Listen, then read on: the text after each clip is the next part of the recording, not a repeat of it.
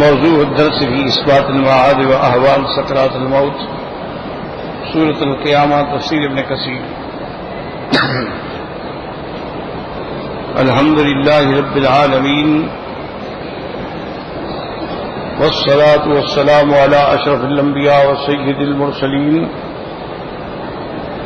سیدنا محمد وعلى آلہ واصحابہ اجمعین۔ اللهم صل على سيدنا محمد وعلى آل سيدنا محمد كما صليت على إبراهيم وعلى آل إبراهيم في العالمين إنك حميد مجيد۔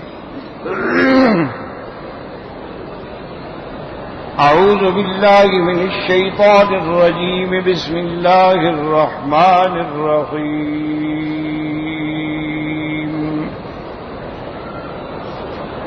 كلا إذا بلغت التراقي وقيل من راق وظن أنه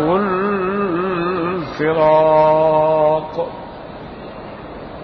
والتفت الساق بالساق إلى ربك يومئذ المساق فلا صدق ولا صلى ولكن كذب وتولى ثم ذهب إلى أهله يتمتع أولى لك فأولى ثم أولى لك فأولى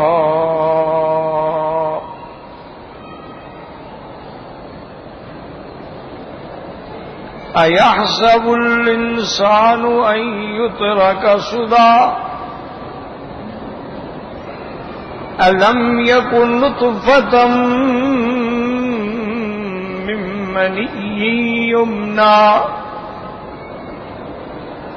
ثم كان علقة فخلق فسوى فجعل منه الزوجين الذكر والأنثى أليس ذلك بقادر على أن يحيي الموتى سبحانك بلى۔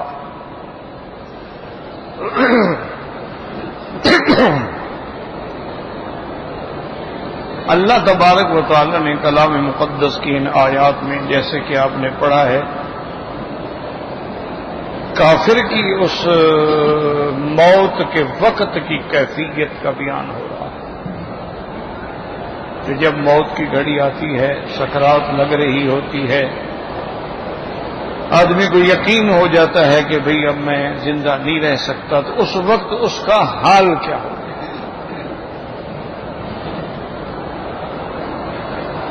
اس کے بعد اللہ تبارک و تعالیٰ نے پھر انسان کو، کیونکہ ذکر تھا مکذب کا، جو قیامت کا منکر ہے، تکذیب کرتا ہے کہ قیامت نہیں ہوگی، اس کے رد میں اللہ تبارک و تعالیٰ نے فرمایا یحسب الانسان ان یترک سدی۔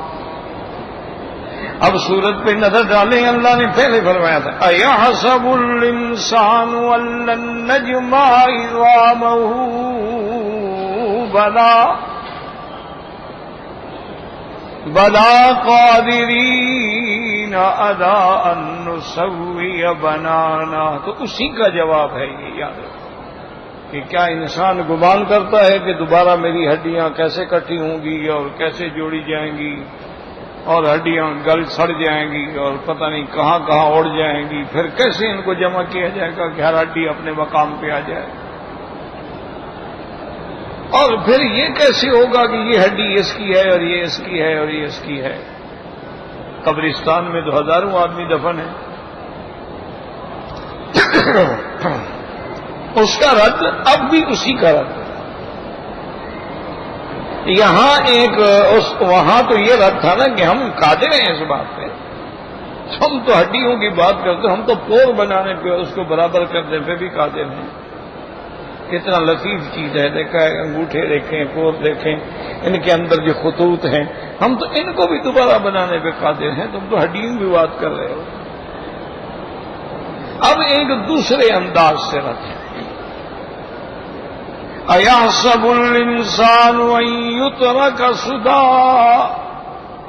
کیا یہ انسان، یہ منکر، یہ کافر، یہ مکذب یہ گمان کرتا ہے کہ اس کو ہم ایسے چھوڑ دیں گے؟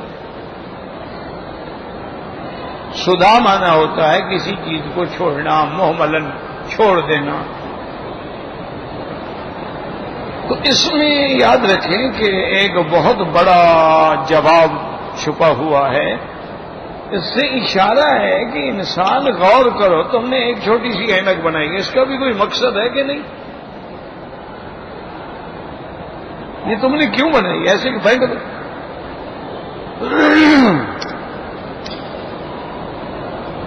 تم ایک سائیکل بناتے ہو، کوئی مقصد ہے؟ گھر بناتے ہو، کوئی مقصد ہے؟ یہ تو کبھی نہیں ہوا کہ تم کوئی چیز بناؤ اور اس کو پھینک دو. کہ بناتے جاؤ پھینکتے جاؤ، بناتے جاؤ پھینکتے جاؤ. یہ کوئی عقل کہیں گے پاگل ہے. تو جب تم ایک چھوٹا سا گھر بناتے ہو، اس کا بھی مقصد ہے کہ میں اس گھر میں رہوں گا، میری فیملی ہوگی، ہمیں آرام ہوگا، ہم اس گھر کو بچوں میں تقسیم کریں گے، ایک حصہ بیٹوں کو دیں گے، بیٹیوں کو دیں گے، ہم خود رہیں گے. تو کوئی پلاننگ ہوتی ہے، کوئی مقصد ہوتا ہے نا.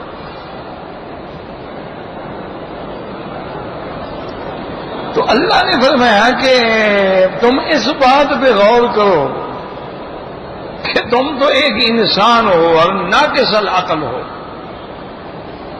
کمزور ہو. تم تو کوئی چیز بناتے ہو تو وہ بیکار نہیں ہوتی، کسی مقصد کے لیے ہوتی. اللہ نے اتنا بڑا عالم جو بنایا ہے اس لیے ہے کہ بس ان کو چھوڑ دیا جائے، بیکار ہیں، کھائیں پیئیں مر جائیں، اسی لیے بنایا. یعنی اس انداز میں رد ہے کہ اللہ نے اتنا بڑا عالم جو پیدا کیا، اللہ نے آسمان و زمین پیدا کیے، اللہ نے شمس و قمر پیدا کیے، اللہ تبارک و تعالی نے سیارات اور بروج پیدا کیے، اللہ تعالی نے زمین اور پہاڑ پیدا کیے، اللہ تبارک و تعالی نے بر اور بحر پیدا کیے. ایسے ہیں کہ بس پیدا کیے تھے اور جانوروں کی طرح چلتے رہو اور مر جاؤ. تو صاف بات ہے کہ بنانے والے نے جو نظام بنایا ہے، اس کا مطلب ہے کہ پھر پوچھے گا بھی تو صحیح نا کہ تم نے میرے نظام سے جو فائدہ اٹھایا پھر میرے بارے میں کیا عقیدہ رکھا.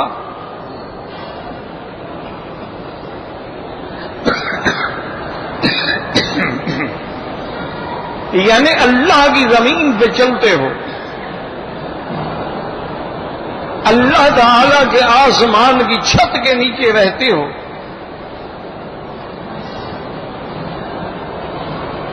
اس کی نعمتوں سے متمتع ہوتے ہو،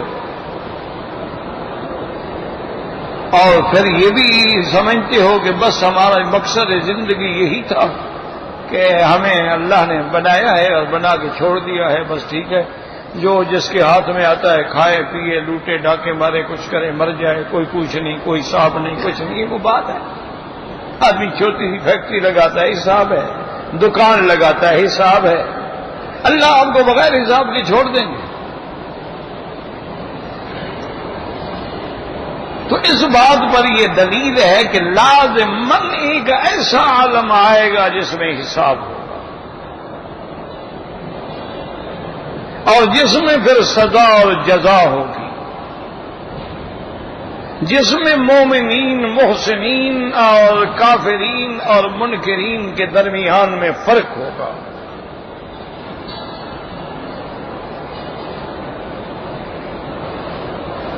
اسی لیے اللہ تبارک و تعالی نے اس کو یہ جواب دیا کہ ایحسب الانسان ان یترک سدی۔ اب اللہ یاد رکھو، جہاں بھی قیامت کی اس بات پر دلیل آتی ہے تو وہاں ابتداء خلق پر اللہ تبارک و تعالی توجہ دلاتے ہیں۔ سب سے بڑا اشکال تو کافروں کو یہی تھا نا کہ جی ہم مر جائیں گے، اذا متنا وکنا ترابا وعظاما، جب مر گئے مٹی ہو گئے ریزہ ریزہ ہو، انا لمبعوثون، کیا ہم دوبارہ اٹھائے جائیں گے، انا لفی خلق جدید۔ وَيَقُولُونَ مَتَىٰ هَٰذَا الْوَعْدُ إِن كُنتُمْ صَادِقِينَ، یہ کب آئے گی قیامت؟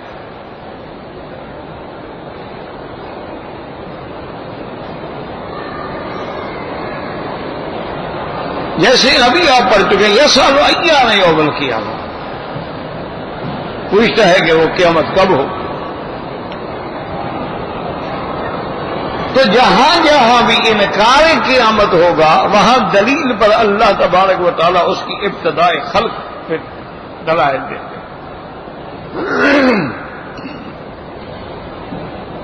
جیسے اللہ پاک نے فرمایا وَلَمْ يَرَ الْإِنسَانُ أَنَّا خَلَقْنَاهُ مِن نُّطْفَةٍ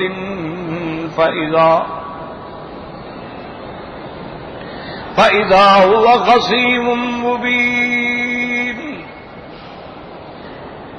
دیکھو انسان جس کو ہم نے ایک حقیر نطفے سے پیدا کیا، جب انسان بنا دیا تو خدا کے سامنے بھی جھگڑتا ہے۔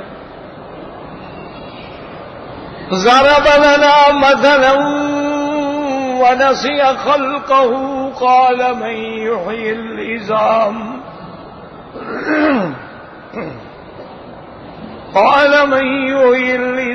وهي رميم۔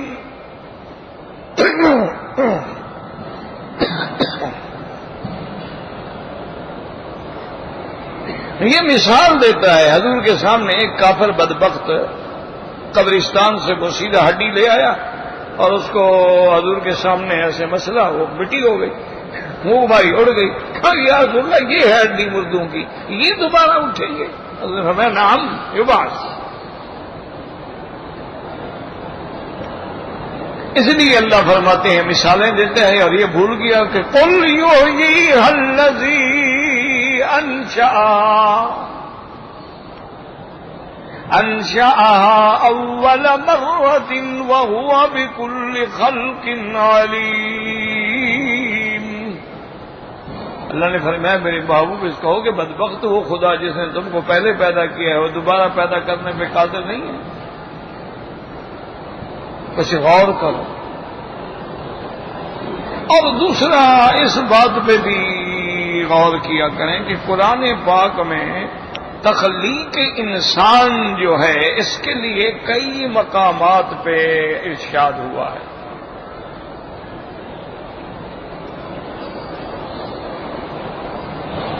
کسی جگہ بنا خلقکم من تراب ثم من نطفۃ،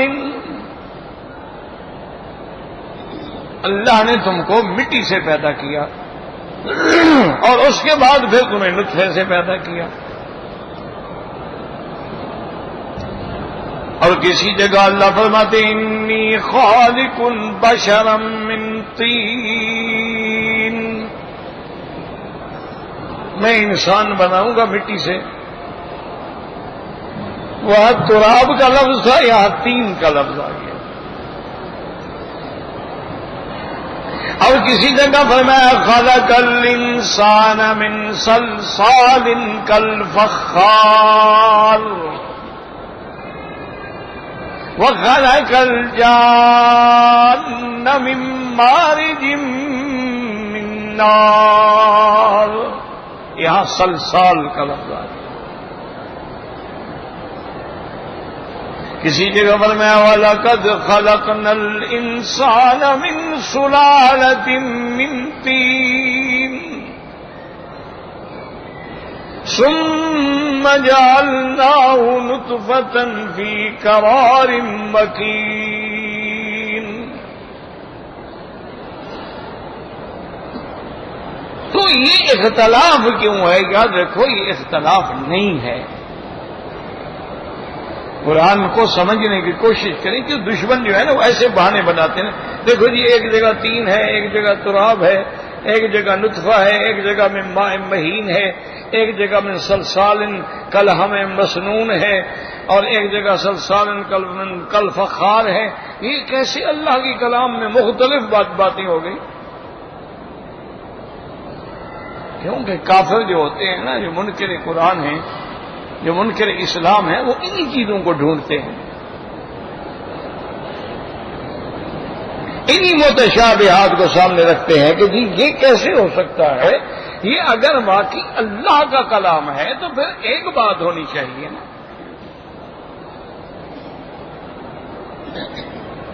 اس لیے یاد رکھیں، اصل میں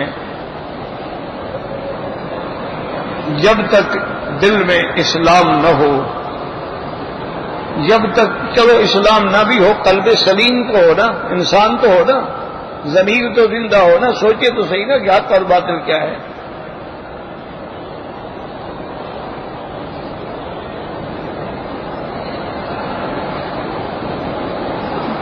اصل میں کوئی اختلاف نہیں.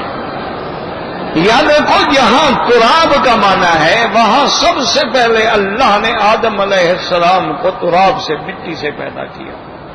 خلقہ من تراب ثم قال له کن فیکون. لیکن یہاں یہ بھی سمجھتے جاؤ تاکہ آسانی ہو جائے کہ انسان صرف مٹی سے نہیں بنا ہے، انسان عناصر اربع سے بنا ہے. 4 عناصر ہے انسان. ایک مٹی ہے، ایک پانی ہے، آگ ہے، ہوا ہے. یہ 4 چیز.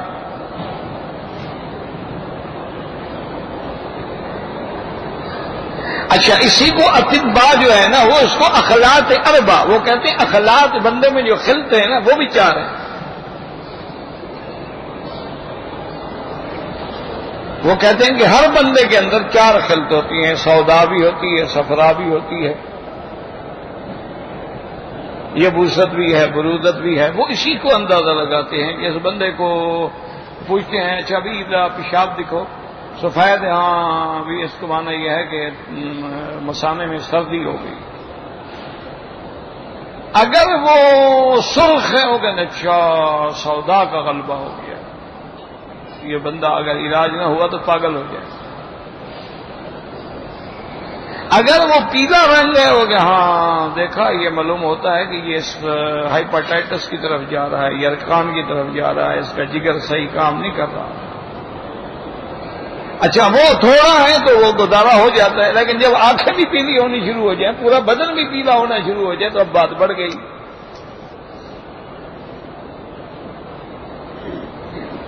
تو انسان میں بھی یہ 4 چیزیں ہیں، لیکن اللہ نے صرف مٹی کا ذکر کیا، وہ جزو اعظم ہے.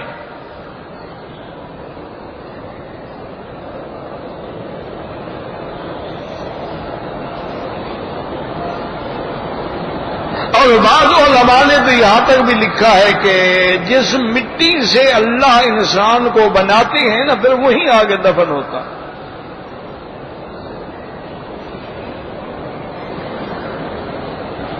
اسی لیے علماء نے بیان کیا کہ معلوم یہ ہوتا ہے کہ اللہ نے اپنی قدرت سے سرکار دو جہاں اور سیدنا ابو بکر و عمر کی مٹی بھی ایک جگہ سے اٹھائی، کیونکہ پھر ان کو وہیں جمع کیا نا.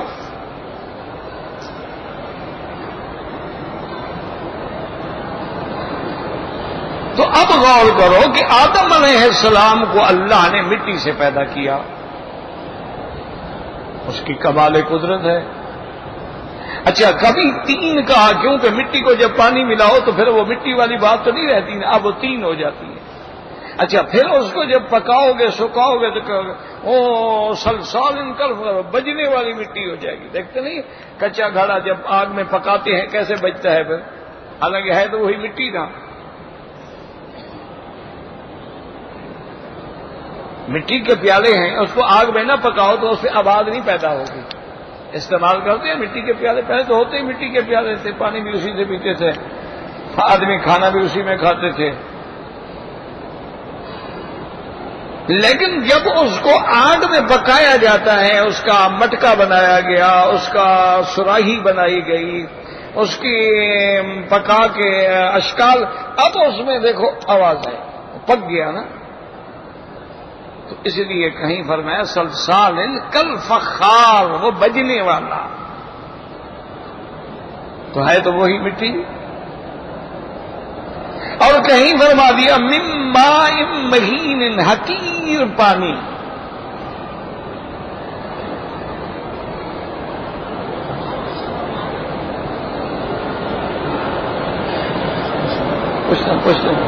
کچھ نہ کہو، بیچارہ بیمار ہے، مریض ہے.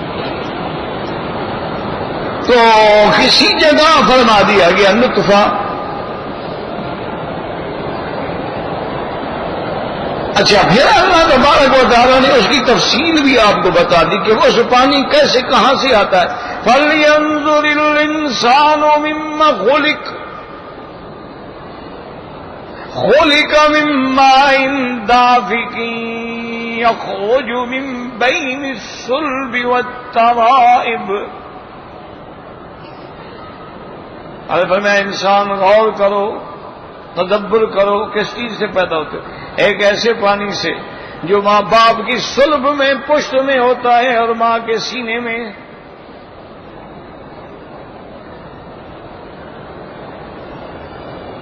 اچھا، پھر یہ پانی کہاں ہوتا ہے؟ میں فی قرار مکین، پھر ہم اس کو رحم کے اندر بند کر دیتے ہیں. اور کیفیت کیا ہوتی ہے؟ فی ظلمات ثلاث، 3 اندھیریوں کے اندر تا در تا پردے چڑھے ہوئے ہیں.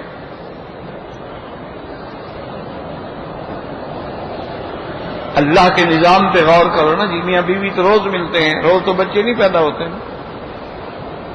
جب اللہ چاہتے ہیں تو وہ جو رسومہ جو ہے اولاد والا، وہ فوراً رحم میں جاتا ہے. اچھا، جانے کے بعد اللہ اس کو بند کر دیتا ہے. اگر بند نہ کرے پھر باہر نکل جائے گا.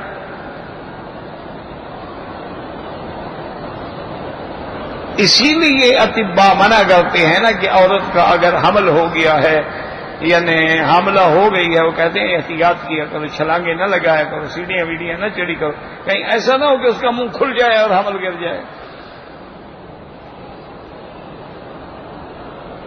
پھر احتیاط ضروری ہوتی ہے.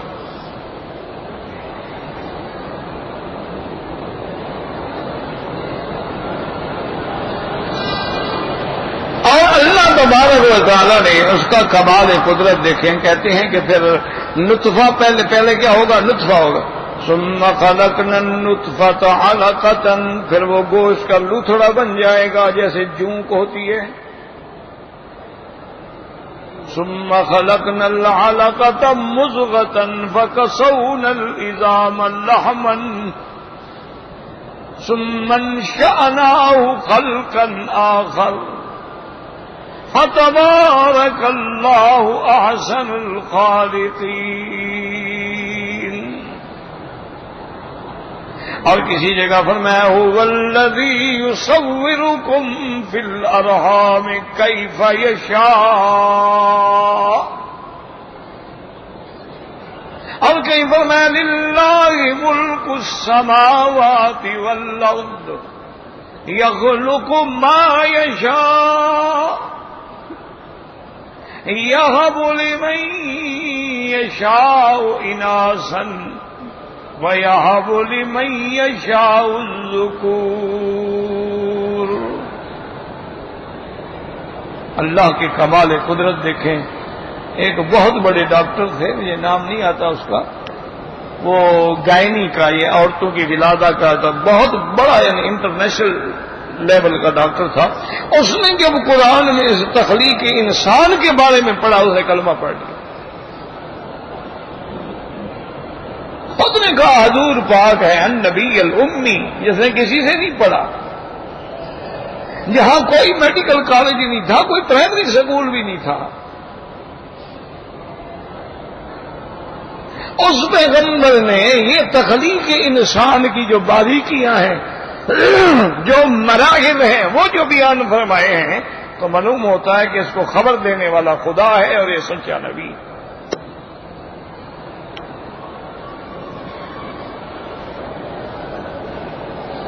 پھر حضور نے یہ بھی بدلا دیا کہ ان کے درمیان میں فاصلہ کتنا ہوتا ہے، فرمایا نطفہ پھر علقہ پھر مضغہ، 40 دن کا فاصلہ ہوتا ہے، یعنی 40 دن گزرتے ہیں پھر علقہ بن جاتا ہے، پھر 40 دن گزرتے ہیں مضغہ بن جاتا ہے، پھر 40 دن گزرتے ہیں کسون العظام لحما، پھر اس کے بعد روح پھونکی جاتی ہے. یہ 40 دن.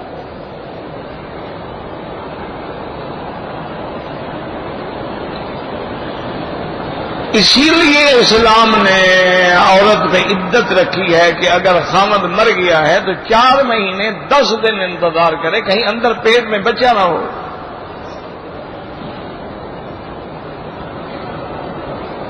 اور اگر بچہ ہے، حمل واضح ہے، تو پھر جب تک وضع حمل نہ ہو اس کی عدت ختم نہیں ہوگی، چاہے اس میں 6 مہینے لگ جائیں چاہے اس میں 9 مہینے لگ جائیں.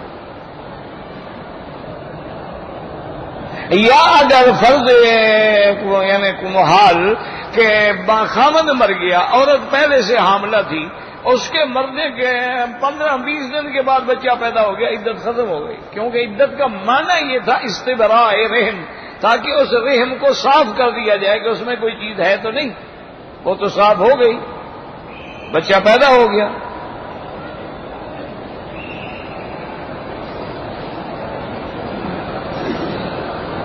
یہ دیکھا نا، اسی لیے بعض حضرات جو ہے نا جو تبلیغ کے لیے کہتے ہیں بھی 40 دن لگاؤ 40 دن لگاؤ، تو علماء نے لکھا ہے کہ اصل میں انہوں نے ان چیزوں سے لیا ہے کہ 40 دن کے بعد انسان میں تبدیلی آتی ہے، نطفے سے علقہ بنتا ہے، علقہ سے مضغہ بنتا ہے. تو جب 40 دن اللہ کے دین میں لگائے گا تو اس میں تبدیلی آئے گی. اسی لیے اللہ تبارک و تعالیٰ اپنے پیغمبروں کو نبوت 40 سال کے بعد دیتے ہیں. اسی لیے حکم ہے کہ 40 نمازیں مدینے میں پڑھو گے تو آپ کے لیے برات ہو جائے گی نفاق سے اور آگ سے. وہاں بھی 40 ہے. اللہ نے موسیٰ علیہ السلام کو جو میقات میں بٹھایا، تم میقات ربہ 40 لیلۃ، وہاں بھی 40 راتیں ہیں. اور یہ بھی حضور نے فرما دیا کہ جو 40 حدیثیں یاد کر لے قیامت والے دن علماء کی سب میں اٹھایا جائے گا. تو یہ سب 40 تھے. تو انہوں نے بھی سوچا کہ بھائی بندے پہ محنت کرو، کوئی اللہ کی حکمت ضرور ہے. یہ 40 دن کے بعد اس میں لازماً تبدیلی آئے. ہاں کوئی محروم بھی ہوتے ہیں، 2 سال لگے رہتے ہیں، کچھ بھی نہیں ہوتا. کچھ نصیب والے بھی ہوتے ہیں، ان کا کام 3 دنوں میں بن جاتا ہے، کسی کا 7 دن میں بن جاتا ہے، کسی کا 1 دفعہ 40 دن میں بن جاتا ہے، کسی کا 2 دفعہ بن جاتا ہے، کسی کا تو بعض ایسے بھی ہیں بدبخت جو 2 سال رہنے کے بعد بھی بے نماز ہوتے ہیں.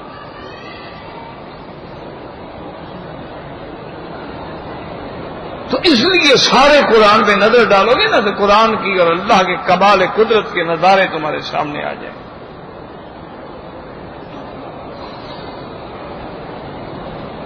اور پھر اللہ تبارک و تعالیٰ نے تخلیق ایک چیز سے نہیں کی. آدم کو مٹی سے بنایا، لیکن بی بی حوا کو تو آدم کی بائیں پسلی سے زندہ نکال لیا.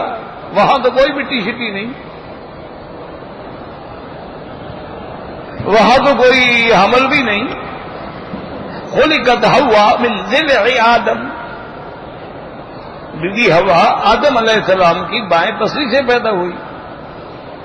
اسی لیے علماء نے فرمایا کہ جیسے پسلی ٹیڑھی ہوتی ہے، انہوں نے کہا عورت میں بھی ٹیڑھا پن رہتا ہے، چاہے کتنا کوئی خاندان کیوں نہ ہو، کچھ نہ کچھ اس میں ٹیڑھا پن ہوتا ہے. اسی لیے حضور نے فرمایا کہ زیادہ سختی بھی نہ کیا کرو تاکہ یہ ٹوٹ جائے، اور بالکل اس کو بے مہار نہ بنا دو کہ یہ پھر اور ٹیڑھی ہو جائے. اعتدال میں رکھو، کنٹرول بھی ہو لیکن مار بھی نہ ہو، نظر ہو، کنٹرول ہو. اسے پتا ہو کہ میرے باہر نکلنے پر میرا خامند ضرور پوچھے گا کیوں گئی، کہاں گئی.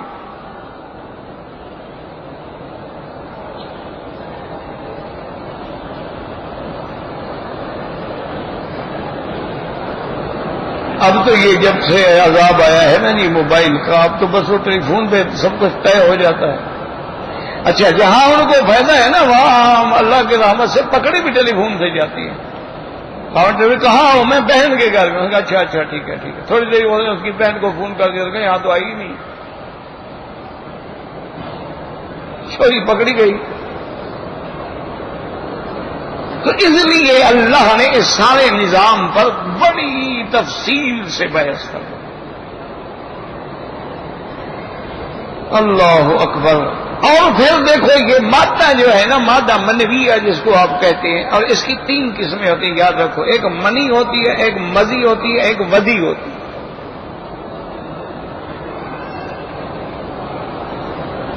ایک تو یہ ہے کہ پیشاب سے پہلے بعض آدمیوں کو سفید پانی آ جاتا ہے، بعض آدمیوں کو پیشاب کے بعد سفید پانی آ جاتا ہے. یہ مدی ہے، ودی ہے. اس کے لیے غسل کی ضرورت نہیں ہے، بس استنجا کیا، وضو کیا، نماز پڑھو. بعض آدمی کو اپنی بیوی سے ہنستے کھیلتے بھی پانی آ جاتا ہے، اس سے بھی غسل نہیں ہے.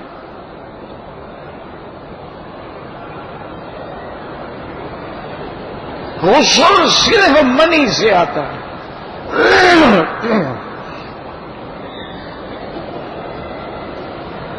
اور منی کی علامت قرآن نے ہمیں سمجھا دی ہے. ماء دافق، وہ پانی ٹپک کے نکلنے والا. یہ تو بہہ جاتا ہے نا، ٹپکتا تو نہیں ہے. ٹپکتا تو صرف منی ہے نا، جب وہ رحم میں جو ڈالنا ہوتا ہے اس نے. اور دوسری علامت یہ ہے کہ اس کے بعد عضو انسان کا مر جاتا ہے، یہ منی. اب غسل ضروری.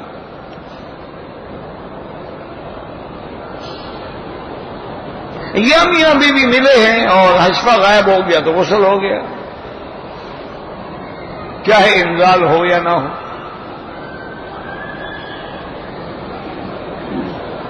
اور اس میں بھی آگے جا کے کچھ فقہا کا اختلاف ہے، لیکن اکثر فقہا یہی کہتے ہیں کہ منی پاک نہیں ہے. میں نے کہا قرآن بھی اس کو ماء مہین کہتا ہے، اور دوسرا اس میں ایک رائے کریہہ بھی ہوتی ہے، جب تک آدمی کپڑے کو نہ دھوئے تو چین بھی نہیں آتا. اور بعض علماء فقہا نے اس کے جواز کا بھی لکھا ہے کہ پلید نہیں ہے. اگر کپڑے پہ لگ گئی تو اس کو کھرچ ڈالو، کپڑے کو کھرچ دو، دھونے کی ضرورت نہیں. لیکن یاد رکھو یہ پہلے دور کی بات ہے جب مرد ہوتے تھے، ان کی منی غلیظ ہوتی تھی، گاڑی ہوتی تھی، کپڑے پہ جم جاتی تھی. اب تو پانی کی طرح ہوتی ہے تو کپڑے کے جز کے اندر داخل ہو جاتی ہے. کیسے کھرچو گے اس کو؟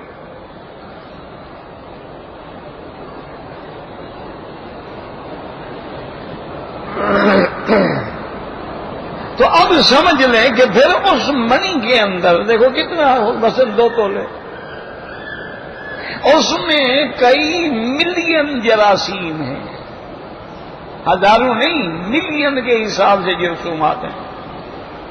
اب تو خیر جہاز آ گیا، مشینیں آ گئی، دوربین آ گئی. آپ دیکھیں آپ کو نظر آئیں گے بھاگتے ہوئے. اچھا وہ اگر مردہ ہوں تو بچہ پیدا نہیں ہوگا، وہ اگر اپنی مقدار سے کم ہے تب بھی بچہ پیدا نہیں ہوگا. اگر وہ آدمی کے عضو سے نکلنے کے بعد فوراً مر جاتے ہیں تب بھی بچہ پیدا نہیں ہوگا. اور عورت کے مادے میں اور جراثیم ہیں، مرد میں اور جراثیم ہیں. YX تقسیم کیا ہے ڈاکٹروں نے اس کو. جب دونوں نہ ہوں بچہ پیدا نہیں ہوگا. Y تو ہے X نہیں، X تو ہے Y نہیں. ایسے تو نہیں وہ ڈاکٹر اسلام لے آئے نا. انہوں نے کہا قرآن میں اتنی بڑی بات.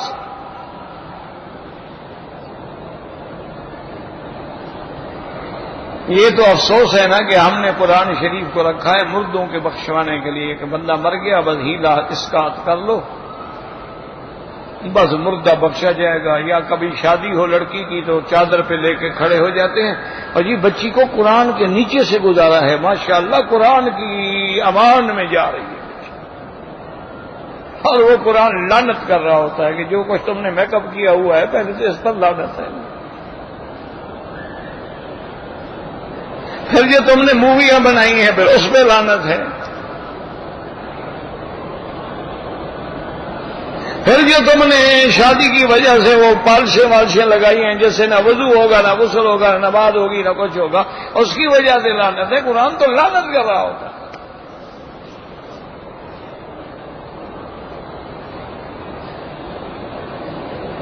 نہ ایمان سے کہیں جو عورتیں بیوٹی پارلر میں جا کر ہزاروں روپے دے کے اپنے بال سیٹ کراتی ہیں، وہ صبح غسل کرتے وقت بال کھولے گی؟ وہ پلاسٹک کا کور ہوتا ہے، وہ چڑھا لیتے ہیں، باقی بدن پہ پانی ڈال دیتے ہیں۔ اور حضور فرماتی ایک بال کے نیچے بھی پانی نہ پہنچے تو غسل نہیں ہوتا۔ اگر بال ہے تو اس کو پہنچاؤ، ہر بال کی جڑوں میں پانی پہنچاؤ۔ داڑھی ہے تو پہنچاؤ، خلال کرو۔ اور وہاں تو جناب کھولا ہی نہیں جائے گا نا، وہ جو انہوں نے ہیئر سٹائل بنایا ہے، اگر وہ 5 وقت وضو کرے اور مسے کرے اس کا تو ہیئر سٹائل ہی خراب ہو گیا۔ اچھا، انہوں نے آج کل ایک آتا ہے واٹر پروف میک اپ، وہ ایسا میک اپ کرتے ہیں کہ پانی ڈالو بھی خراب نہیں ہوتے، یعنی پانی اندر جاتا ہی نہیں، خراب کیا ہو؟ جب پانی نہیں جائے گا غسل کیسے ہوگا؟ بہرحال یہ مسئلے تو ان لوگوں کے لیے نا جو مسلمان ہیں، جن نماز ہی نہیں پڑھنی، ان کے لیے کیا مسئلے ہیں؟ میک اپ کریں، جو مرضی آئے کریں، نہ خامد نے پڑھنی ہے نہ بیوی نے پڑھنی ہے، دونوں فارغ ہیں۔ اور امام احمد ابن حنبل رحمۃ اللہ علیہ کے نزدیک دونوں کافر ہیں۔ وہ فرماتے ہیں بے نماز مرد ہے یا عورت ہے وہ کافر ہے، مر جائے لا یصلی علیہ، اس پر جنازہ بھی نہ پڑھو اور مسلمانوں کے قبرستان میں دفن بھی نہ کرو۔ فرماتے ہیں حضور نے فرمایا کہ من ترک الصلاۃ متعمدا فقد کفر، فرمایا الصلاۃ عماد الدین، من اقامها فقد اقام الدین ومن هدمها فقد هدم الدین۔ نماز تو ستون ہے، جس نے توڑ دیا تو اس نے دین کو توڑ دیا۔ یہ سارے رونے تو ہم ہونے کے لیے رو رہے ہیں نا، جو الحمدللہ مسلمان ہیں، قرآن پڑھتے ہیں، اللہ رسول سے تھوڑا بہت ڈرتے ہیں، جن کے دل میں خوف ہے کہ یار شادی تو خوشی ہے لیکن خوشی کا معنی یہ تو نہیں کہ میں خدا کو بھی بھول جاؤں، خوشی کا معنی تو یہ تو نہیں کہ میری نمازیں بھی ضائع ہو جائیں، ہم تو ہنی مون پہ جا رہے ہیں نا جی، نماز کون پڑھے؟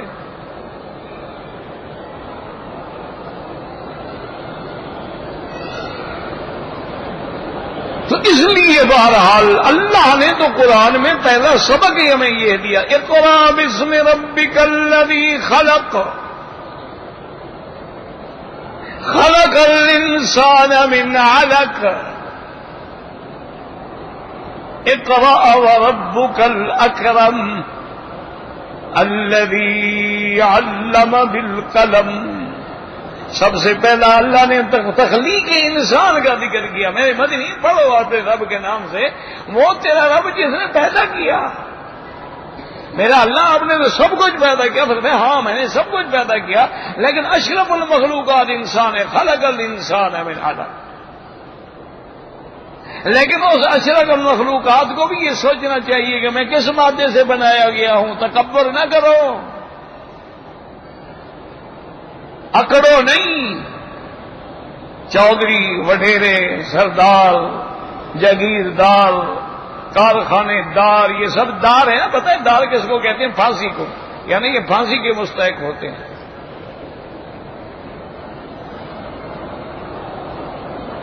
وہ کسی نے کہا ہے نا، مستحق کے دار کو حکم نظر بندی ملا،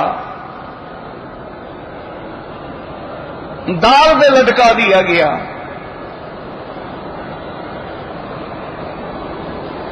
تو اس لیے اللہ پاک، اسی لیے سیدنا علی رضی اللہ تعالی عنہ فرماتے تھے، میں اس انسان کو دیکھ کے تعجب کرتا ہوں جو زمین پہ اکڑ کے چل رہا ہے اور اپنے سائے کو دیکھ رہا ہے، اپنے کپڑے کی کریز کو دیکھ رہا ہے،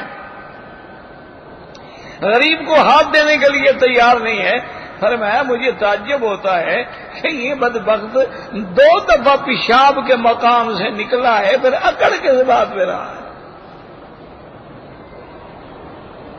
فرمایا یہ بندہ جو اکڑ رہا ہے یہ 2 دفعہ تو پیشاب کی جگہ سے نکلا ہے. کیا مانا کہ جب آپ نے میاں بیوی ملے اور نطفہ گیا رحم میں تو کہاں سے گیا؟ پیشاب کی جگہ سے گیا. آگے کہاں گیا؟ پیشاب کی جگہ میں. اور جب حضرت پیدا ہوں گے تو کہاں سے پیدا ہوں گے؟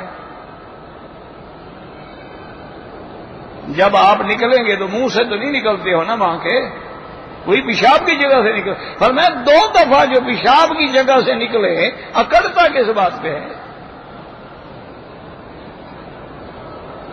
اور اسی لیے سیدنا علی رضی اللہ تعالیٰ عنہ نے فرمایا کہ جو بندہ روزانہ 1 دفعہ 2 دفعہ 3 دفعہ اپنے پاخانے پہ، اپنی گندگی پہ، اپنے بول و براز پہ بیٹھتا ہے، اور کس بات سے اکڑتا ہے؟ کس جگہ بیٹھے ہو؟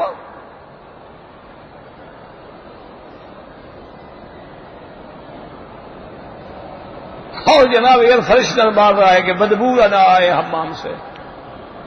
وہ اندر جو بھرا ہوا ہے وہاں تو ایئر فریشنر مارو نا. اچھا نہ نکلے تب بھی بہت ہے، نکل جائے تب بھی مشکل ہے. اس لیے حضرت علی رضی اللہ تعالیٰ فرماتے تھے مجھے تعجب ہوتا ہے کہ اس کی سب سے قیمتی غذا جو ہے وہ بھی ایک مکھی کا فضلہ ہے، مکھی کی گندگی ہے، شہد. شہد کہاں سے نکلتا ہے؟ مکھی جو کچھ فضلہ نکالتی اسی سے شہد بنتا ہے. پر میں اس کا سب سے قیمتی لباس جو ہے وہ بھی کیڑے کی گندگی ہے. ریشم کہاں سے بنتا ہے؟ کیڑے کی گندگی سے. فرمایا جس کی غذا بھی کیڑے سے نکلتی ہو، جس کا لباس بھی کیڑے سے نکلتا ہو، جو خود اپنے پیشاب پاخانے پہ بیٹھتا ہو، یہ باہر نکل کے کیسے خان بن جاتا ہے؟ ان باتوں پہ غور کر لو نا تو کبھی تکبر نہ کرو. اور ایک بات یاد رکھو، ہر گناہ میں معافی میں یا پکڑنے میں دیر ہو جاتی ہے، لیکن تکبر ایسی بلا ہے جب آدمی اکڑتا ہے نا ہم سب کو مٹا دیں گے یہ کر دیں، اللہ گردن توڑ دیتے ہیں، گردنیں ٹوٹ جاتی ہیں. تکبر آیا بندہ گیا. اس لیے اللہ فرمایا حسب الانسان ان یترک سدى الم یک نطفة من منی یمنی ثم كان علقة فخلق فسوى فجعل منه الزوجين الذكر والأنثى أليس ذلك بقادر على أن يحيي الموتى. فرمایا لم یکن نطفۃ، کیا تم نطفہ نہیں تھے؟ من منی، ایک منی یمنا جب وہ ڈالی جاتی ہے ٹپکائی جاتی ہے. ثم کان علقۃ، اس کے بعد تم پھر جونک کی شکل اختیار کریں. فخلقا، پھر پیدا کیا، پھر بنایا، پھر سنوارا، تیرے اعضاء بنائے، کہیں پاؤں، کہیں ہاتھ، کہیں آنکھیں، کہیں دماغ، سب بنانے والا کون ہے؟ فجعل منه الزوجين، پھر دیکھو اس سے ہم نے 2 قسمیں پیدا کی. پانی بھی ایک رہے لیکن ہم نے چاہا تو مرد پیدا کیا، چاہا تو لڑکا پیدا کیا، چاہا تو لڑکی پیدا کی. اچھا اگر اس لیے فجعل منه الزوجين الذكر والأنثى أليس ذلك بقادر على أن يحيي الموتى. بلا، اللہ نے فرمایا بدبخت جس نے یہ سارا کچھ بنایا ہے کیا وہ اس بات پہ قادر نہیں ہے کہ تمہیں دوبارہ اٹھا کے بنا دے، تمہیں پھر انسان بنا کے کھڑا کر دے؟ بلا، وہ قادر ہے. تم نے اٹھنا ہے، اور انک میت وانہم میتون ثم انکم یوم القیامت عند ربکم تختصمون. سب نے اٹھنا ہے، پھر اللہ کے دربار میں پیش ہونا ہے. اللہم اجعل خیر ایامنا آخرہا، اللہم ارزقنا حسن الختام، واجعل آخر کلامنا لا الہ الا اللہ محمد رسول اللہ.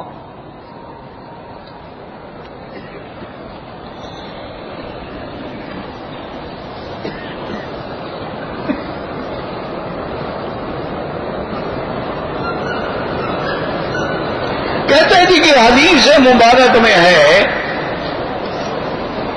کہ اللہ تبارک و تعالی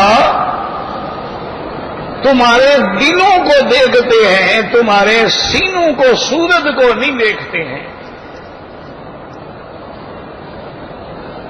لا ينظر الى صورکم ولکن ينظر الى قلوبکم۔ وہ کہتے ہیں جی اس سے وہ لوگ کہتے ہیں جی اللہ نے تو دل ہی دیکھنے ہیں نا، پھر داڑھی کی کیا ضرورت ہے؟ ماشاءاللہ نا، اگر دل میں ایمان ہوگا تو بال اگیں گے نا، جب ایمان ہی زمین میں بیج ہی نہیں ہوگا تو کیا نکلے گا؟ اللہ تو دل کو دیکھیں گے، کیا دل میں ایمان ہے؟ دل میں اتباع سنت محمد مصطفیٰ ہے یا نہیں ہے؟ اگر نہیں ہے تو پھر کیا فائدہ ہوا؟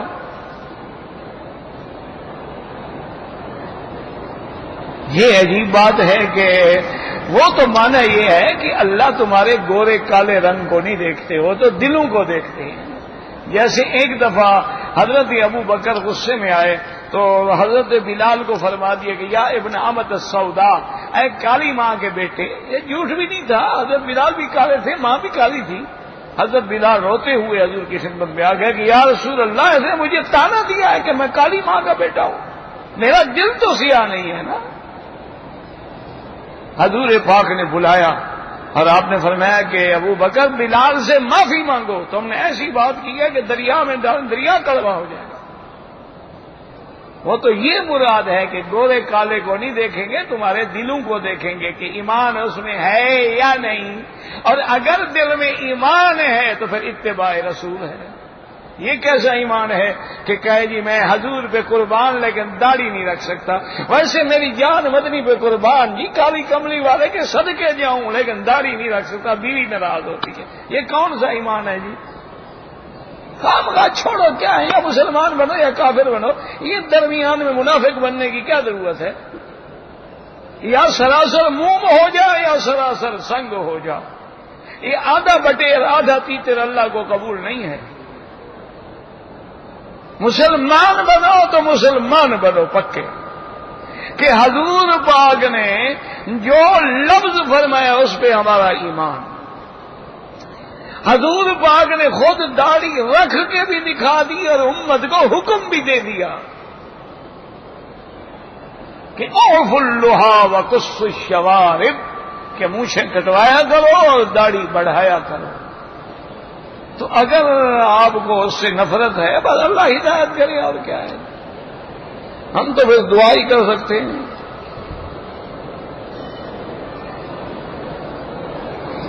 کہتے ہیں جی کہ مومنین جب جنت میں جائیں گے تو ازواج مطہرات کو دیکھیں گے، ہر کوئی اپنی بیوی کو دیکھے گا، دوسری کی بیوی کو کیوں دیکھے گا؟ یہ اچھا مسئلہ ہے بھائی؟ نہیں، یہ تمہارے دماغ میں کیا ہے، قلم لے کے بیٹھے رہتے ہو، سوال گھڑتے رہتے ہو۔ ایک ہی آدمی ہے لکھنے والا، اس کا کام ہی یہی ہے، قلم ہی ایک ہے، لکھنے کا انداز ہی ایک ہے، کاغذ بھی پرچی بھی برابر کاٹی ہے شریف آدمی نے، اس میں بھی فرق نہ ہو۔ بھائی ازواج مطہرات کو دنیا میں ہم دیکھ سکتے ہیں؟ نہیں دیکھ سکتے، وہ ہماری حکمن مائیں ہیں، حقیقتاً ماں نہیں ہے، سلبی ماں نہیں ہے۔ اسی لیے تو جب آیت حجاب اتری حضور نے فرمایا ختم، پردے کی آیت آ گئی، اب کوئی اندر نہ آئے۔ حضرت انس کو بھی روک دیا، اپنے خادم کو بھی روک دیا۔ تو قیامت میں کیوں دیکھیں گے جی؟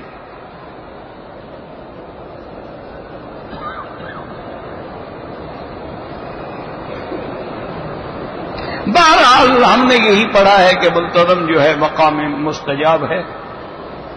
باہر صورت یہ ہے کہ آپ بھی انشاءاللہ تھوڑا سا کوشش کریں، کتاب الحج کھولیں تو اللہ کرے گا مل جائے گی آپ کو بھی حدیث۔ باقی میں کسی پہ اعتراض نہیں کرتا۔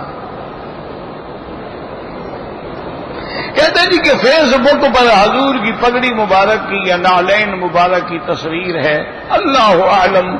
ہم نے چونکہ حضور پاک کی پگڑی دیکھی ہی نہیں، آپ کی نالین دیکھی ہی نہیں، کتابوں میں علامات پڑھی ہیں۔ تمہارا کیا ہے جی، تم تو براق کی بھی تصویر بنا کے لے آئے ہو، جو جبریل لے کے جنت سے آیا تھا، ان کا کیمرہ مین ساتھ کھڑا تھا، فوراً فوٹو بنا لیا اس نے۔ اچھا، اور براق کا فوٹو بھی ایسا بنایا ہے کہ اس کی جو چہرہ ہے وہ عورت کی شکل ہے، باقی جو ہے وہ جانور کی شکل ہے. نعوذ باللہ. یعنی حضور غیر محرم عورت کے سوار ہوئے تھے. اور یار خدا کے قہر سے بھی نہیں ڈرتے ہو. یہ عشق ہے یا گستاخی ہے؟ نالین بنائیے، اندر کلمہ شریف لکھا ہوا ہے، قرآن شریف لکھا ہوا ہے. حضور کے جوتے، حضور قرآن جوتے پہ لکھتے تھے. کیوں خدا کا خوف نہیں ہے ان لوگوں کو؟ اللہ عالم کیا ہوگی. میرا خیال تو یہ ہے کہ بدعت کی وجہ سے اللہ ناراض ہوا، عقل چھین لی. یہ بدعات میں پڑے ہیں، جس کو محبت سمجھ رہے ہیں وہی گستاخی ہے.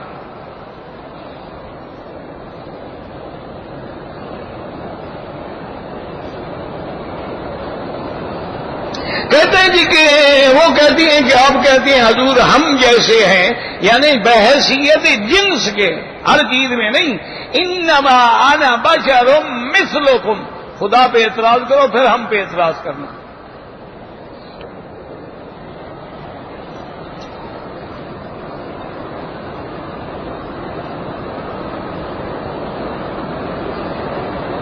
کہتے جی کہ قرآن میں ایک آیت ہے کہ قتل عمد کو ہمیشہ اللہ من یقتل مؤمنا متعمدا فجزاؤہ جہنم خالدا فیہا، یہ تحدید ہے. جیسے ہم کہتے ہیں عمر قید، تو وہ ساری عمر وہ تو پہلے نکل آتا ہے باہر، لیکن کہا یہی جاتا ہے کہ جی اس کو عمر قید ہو گئی ہے. اس کے لیے بھی تحدید ہے، ورنہ نکلے گا ضرور ایک دن جہنم سے. اور اللہ چاہے تو ویسے معاف کر دی جیسے 100 کے قاتل کو معاف کر دیا.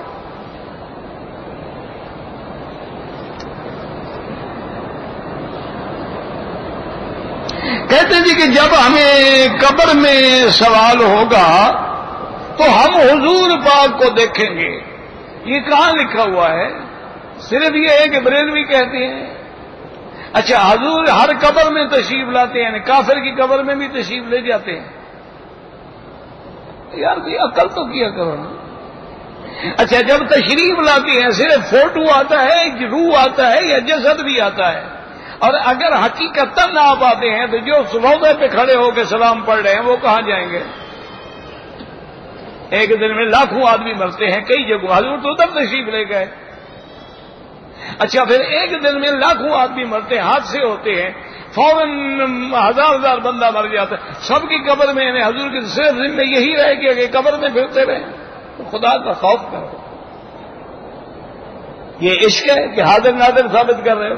اللہ کہتے ہیں وما کنت لدیہم، آپ وہاں نہیں تھے تو حاضر ناظر کیسے ہوئے؟ اور پھر وہاں موجود ہے کہ من ربک ما دینک ما تقول فی حق ھذا الرجل الذی بعث فیکم.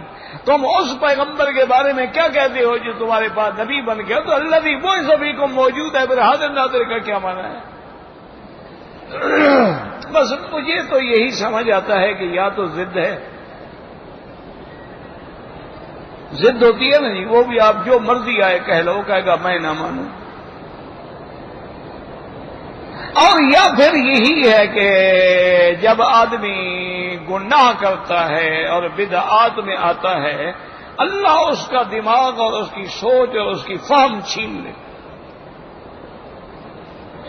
دیکھا ہے نا کہ جب قابیل نے اپنے بھائی کو قتل کیا تھا، قتل تو کر بیٹھا، اب جناب کھڑا ہے کہ لاش کدھر کروں. عقل کام نہیں کرتا. وہ بھی اللہ نے کرم فرمایا کہ ایک کوے آئے، ان کا ایک کوا مر گیا تو انہوں نے اپنی چونچ سے مٹی کو ہٹایا اور اکٹھے ہو کے اس کوے کو اس مٹی میں دفن کیا. کہنے لگا عاجزت ان اکون مثل هذا الغراب فاواری سوءة اخی، ہائے کاش میں تو اس کوے سے بھی بدعقل ہوں، وہ بھی اپنے بھائی کی لاش کو چھپا رہا ہے اور مجھے پتہ نہیں لگتا. تو جب آدمی گناہ کرتا ہے، جب آدمی بدعات میں پڑ جاتا ہے، اللہ اس کا عقل چھین لیتی ہے. قرآن حدیث سمجھ ہی نہیں آتی.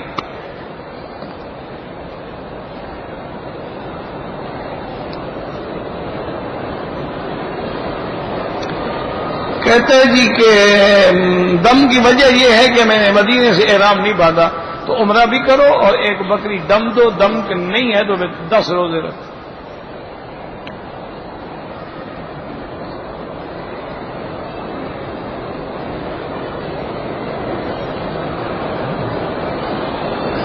دماغ خراب ہو جاتا ہے تو آدمی سگریٹ پیتا ہے، گانے سنتا ہے، پتہ نہیں ہمیں کیا لکھا ہے، مجھے تو سمجھ گئے. میرا تو خیال ہے کہ تیرا اپنا کچھ دماغ خراب ہے. پرچی سے یہی معلوم ہوتا ہے کہ تیرا اپنا دماغ خراب ہو گیا. مسجد عائشہ سے جو لوگ عمرہ کرتے ہیں، بالکل حضور کا حکم ہے. حضور پاک نے حکم دیا، بی بی عائشہ نے عمرہ کیا. ہمارے لیے اس سے بڑی دلیل کیا ہوگی؟ یہ تو قولی حدیث ہے حضور پاک کی. باقی یہ کہنا کہ صرف بی بی عائشہ کے لیے ہے، تو یہ لفظ حدیث میں آپ ہمیں دکھا دیں، ہم عمرہ کرنا چھوڑ دیں گے. حضور نے فرمایا کہ عائشہ تیرے لیے ہے، تیرے بعد کسی کے لیے نہیں، کیونکہ تم نہیں مانتے نا، یہ تمہاری ذمہ داری ہے کہ دکھاؤ. ہمارے پاس تو حضور کی حدیث ہے، حضور کا فرمان ہے. حضور پاک نے خود فرمایا بی بی عائشہ کو اپنے بھائی کے ساتھ جاؤ اور عمرہ کرو، اور بی بی عائشہ عمرہ کرے. اچھا اس دفعہ تو ایام حیض تھے، بی بی عائشہ تو جب مکے آتی تھی عمرہ کرتی تھی وہاں سے. اور اسی طرح دیکھیں کہ عبداللہ ابن زبیر اور عبداللہ ابن عمر کو بھی جب موقع ملتا تھا وہاں سے عمرہ فرما لیتے تھے. اور اس پہ تو فقہا نے بڑی لمبی چوڑی بحثیں لکھی ہیں. امام شافعی رحمۃ اللہ علیہ کے نزدیک جعرانہ سے عمرہ کرنا افضل ہے، اور امام ابو حنیفہ رحمۃ اللہ کے نزدیک تنعیم سے عمرہ کرنا افضل ہے. امام شافعی دلیل دیتے ہیں کہ جعرانہ سے سرکار دو جہاں صلی اللہ علیہ وسلم نے خود عمرہ کیا ہے، اور مسجد عائشہ سے تو بی بی عائشہ نے عمرہ کیا، حضور نے تو نہیں کیا نا، تو اس لیے وہاں سے افضل ہے. امام ابو حنیفہ فرماتے ہیں امام صاحب شریعت قول رسول کا نام ہے، قول اور فعل جہاں ہوگا تو قول کی بات جو ہے وہ قابل ترجیح ہوتی ہے. یہاں حضور نے حکم دیا ہے، وہاں تو صرف فعل رسول ہے، اور فعل تو کبھی جواز کے لیے بھی ہوتا ہے. فعل جو ہے وہ تو کبھی جواز کے لیے بھی ہوتا ہے. مثلا حضور پاک نے کھڑے ہو کے پیشاب فرمایا، بخاری شریف میں ہے، تو کیا آپ اس کو سنت کہیں گے؟ حضور پاک نے بچی کو کندھے پہ رکھا پھر نماز پڑھائی، اور وہ سجدے کی حالت میں بھی کندھے پہ تھی، تو کیا یہ سنت ہے کہ جب بھی آدمی نماز پڑھے بچی کو کندھے پہ رکھے؟ اس لیے ہمیشہ یاد رکھیں کہ قولی حدیث جو ہے نا اس کا مقام زیادہ اہم ہوتا ہے. ہمارا قول پہ بھی ایمان، فعل پہ بھی ایمان، تقریر پہ بھی ایمان. جو حضور کے سامنے عمل کیا گیا، حضور نے منع نہیں کیا، ہمارے لیے ہمارا اس پر بھی ایمان ہے کہ اگر غلط ہوتا تو حضور منع فرما دیتے، لیکن جو قول ہے اس کی اہمیت زیادہ ہو. اسی لیے بہرحال اللہ تمام ائمہ پہ کروڑوں رحمتیں فرمائے، اور اللہ ہمیں اعتراض کے بجائے سیدھے عمل کی توفیق عطا فرمائے. ربنا تقبل منا انک انت السمیع العلیم. ہمارے دوست ہیں مولوی سعید صاحب جو مدرسے سولتیہ میں مدرس بھی ہیں، ماشاءاللہ دکتور بھی ہیں، ان کا بھانجا فوت ہو گیا نوجوان. اللہ مغفرت فرمائے اور اللہ ان کے درجات بلند فرمائے، اور پسماندگان کو صبر جمیل عطا فرمائے.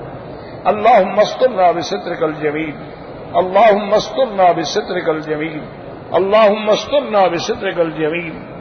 اللہم لا تجعل مصیبتنا فی دیننا ولا تجعل الدنیا اکبر ہمنا ولا مبلغ علمنا ولا الى النار مسیرنا واجعل الجنة ہی دارنا وقرارنا. اللہم انصر الاسلام والمسلمین، اللہم انصر المجاہدین فی کل مکان، اللہم ایدہم بنصرک یا قوی یا عزیز. اللہم اہلک الیہود ومن شایعہم من الکفار والمشرکین والمستہزئین. اللہم انزل علیہم بأسک الذی لا یرد عن القوم المجرمین. اللہم احفظ سائر بلاد المسلمین وهذا البلد الامین فاجعلہ آمنا مطمئنا سخاء رخاء الى یوم الدین برحمتک یا ارحم الراحمین. صلی اللہ تعالی علی خیر خلقہ سیدنا محمد وعلی آلہ وصحبہ اجمعین. اللہم صل علی سیدنا محمد وعلی آل سیدنا محمد كما صليت على إبراهيم وعلى آل إبراهيم في العالمين